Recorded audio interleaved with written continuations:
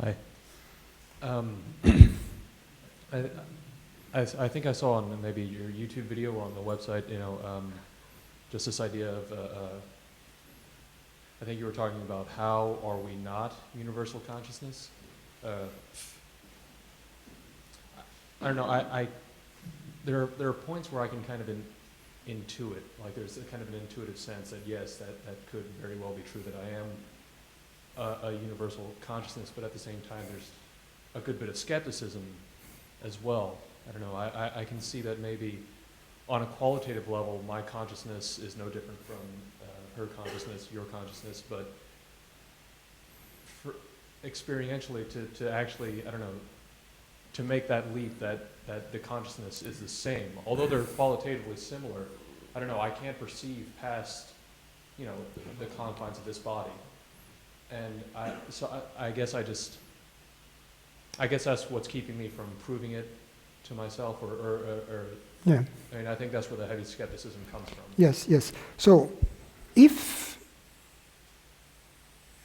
what the skepticism can only come from some facts that you have, and the first step is to revisit these facts, which seem to establish that consciousness is personal rather than universal. And then what is going to happen after having revisited those facts is that this skepticism will change, and we evolve, and will become agnosticism. I don't know. You see what I mean? Yeah. But if you are just skeptic, it's not the same thing to be skeptic. It's, well, if you are a skeptic, it means, well, there is a slight possibility, but nevertheless, the preponderance of evidence for me is that consciousness is personal, right? Sorry, preponderance? Of evidence is for me is that consciousness is personal rather than universal. So what is needed is to revisit all the body of evidence that you have, that is the origin of this skepticism. And you'll see that when you revisit it, you will end up saying, oh, I thought this evidence was solid, whereas in fact it isn't. And then you will become widely open to the possibility that consciousness is universal rather than personal. Right now, there is in you a window which is already a little bit open, you see? That's what you described. But it's not fully open. When it is fully open, you truly don't know, you see? You are open to all possibilities. Now, you mentioned, and what is important is to make a clear distinction, to discriminate between mind and consciousness. So what consciousness is that which is hearing these words in this moment. Right? That's an experience. And this reality, which is hearing these words, is beyond the shadow of a doubt. Right? For the one who is hearing, he knows or she knows, I am hearing. And that which is hearing, whatever that is the consciousness. It is also that which we call I, so it is the self, it is the Atman, it is I, right? My true reality. Because it's not somebody else who is hearing, it is truly me, right? So that's my definition of consciousness. Now, that the body is hearing is not an experience. What is an experience is that I am hearing through the body. Because if I close my ears, I don't hear any longer if I put earplugs, right? That is evidence that I am hearing through the body. It is not evidence that the body is hearing. Let's assume we are watching this camera here, or this camera, right? And let's assume we put the cap on the camera. It's like putting the earplugs on the ears. Then whoever is watching the broadcast all over, the image of Francis is going to cease to appear, right? Now, the fact that when I put the cap on the camera, the image of Francis ceases to appear to all the friends who are watching doesn't imply that the camera is the one who is seeing Francis. The camera is local, right? Francis is seen by everybody in the world through the camera. Is perceived through the camera. But it is not the camera that perceives, right? So, a clear distinction has to be made between the instrument or the channels through which perception takes place and that which perceives. So I'm identifying with the instrument? We have no right to infer from the fact that the channel through which we perceive is local, that which perceives is local.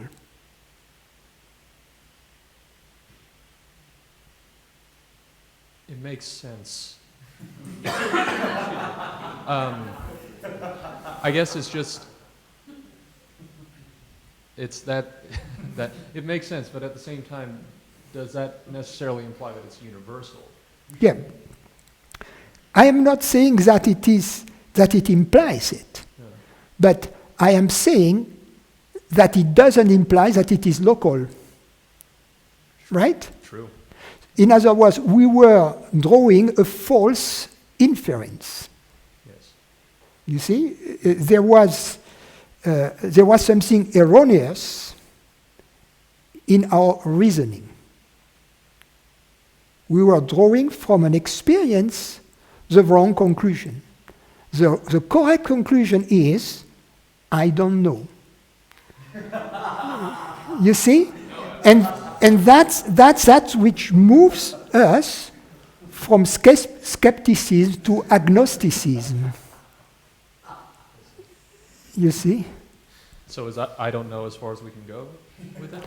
No, but I don't know is already going halfway, you see? There is, in order to meet God, you have to meet God halfway. It's like in a negotiation. In a business negotiation. You have to meet the other party halfway.